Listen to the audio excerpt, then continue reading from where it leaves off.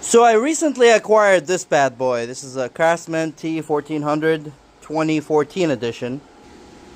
Right there. And it was a part of a sale. So I sold a tractor and I got this in a for a trade-in value of $100. Now you look at it, that's not a bad deal.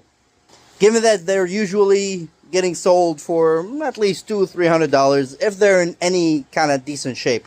And this one is in a very decent shape. I know we got some rust here that's been painted over. That's not a big deal. He said that that tire has a very slow leak. Also not a big deal. There was a crack here that I already welded. Also not a big deal. But when I laid under it, I saw that the drive belt was basically dry rotted, right? So also not a big deal. For me anyway. And it came with some catalogs and all the books that, you know, he bought it with, because he was the only owner. He bought it and he had it, and one of his grandkids, I think, or granddaughter someone ruined it and it stopped working. So what he claimed was this engine is not starting. So me thinking, okay, let's start with the simple things. I got it a battery from Farm and Fleet. It was $56. I got it a starter from... That was the last purchase I got from Amazon. There's no more Amazon for this guy. That starter was $30. And I threw them on. Let me show you what's happening now. And most of the people are saying it's the same problem. All of these BNC engines have the same problem. Like after, you know, being owned for a long time, they all have the same problem. And before you freak out, this is from a different engine that I already replaced. This guy right here, it's the compression release.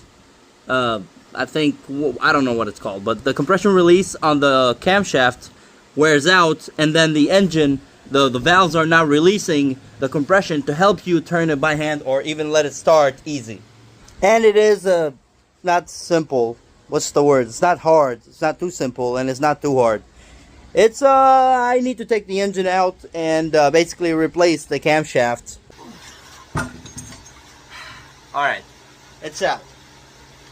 Not too hard, not too easy, doable. You can carry the engine, probably weighs around, I don't know, like, what, 40 pounds? And, yeah, let's keep going. Alright, I'm sorry I missed the shot. I wish you guys could have heard this, but I just pulled this off. You want to call it the lower half of the engine, or you want to call it the oil pan, because there's a lot of stuff that goes in here. So let's just call it the lower half of the engine. And I heard stuff fall inside. And this is the governor. It's already shattered. Look at that. Look at that. I'm glad I opened this up, because the package, the kit I bought already comes with a different governor. And yeah, for the people that want to remove the governor, this is what it looks like. But yeah, there's stuff that fell inside. So we got to discover what fell in. So yeah, this is going to be fun. There's a part that goes in here that should look like this, that is not on there anymore. Even though I could still start the engine, thank God it didn't explode. But yeah, this is, it's in there, if you guys can see it. Right there. It's time to go magnet fishing. But I think I got all the pieces for this. We think we're missing a few little pieces right there, like a few chunks. I found most of them. I think the rest are in the oil filter because I can't find them anywhere. And I don't have the thing to take this apart yet to look inside, but I'm pretty sure they're all in here. But this is pretty much all of the pieces. The governor, it fell apart when I took it out. But yeah, this is the governor right here. It was already shattered. But I don't understand, because this thing, I had it running. It was running. You just gotta pass the compression cycle and it runs. And now that I've cleaned it, I'm glad this engine did not blow up, because look at the marks. Look at the dings that happened because of the broken parts inside. Just look at that crap.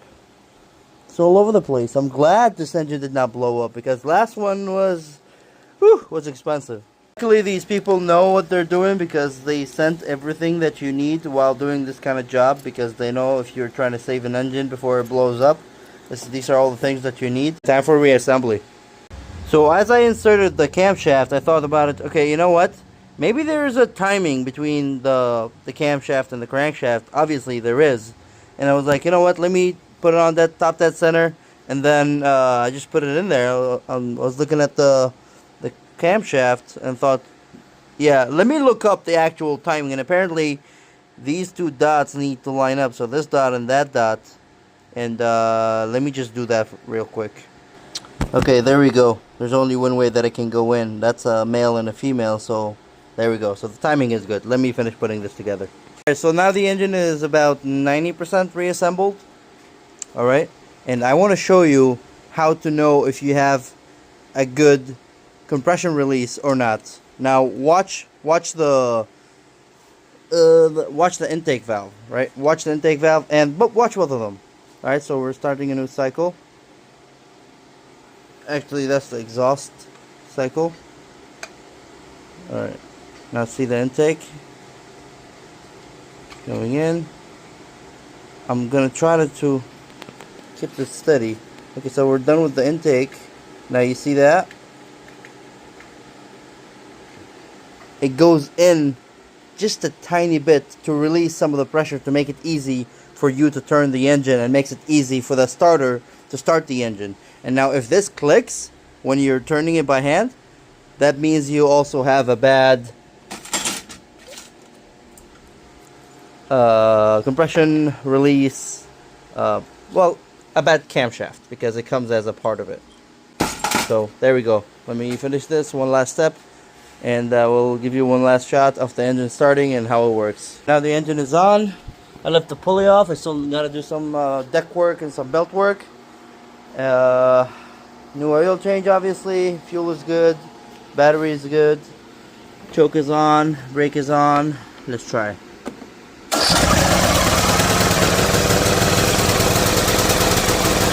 Thank you guys for watching. I hope you learned something, and if you like this video, comment something that you like about this video, or something that you learned, or maybe something that I screwed up on, because I'm still learning how to do this.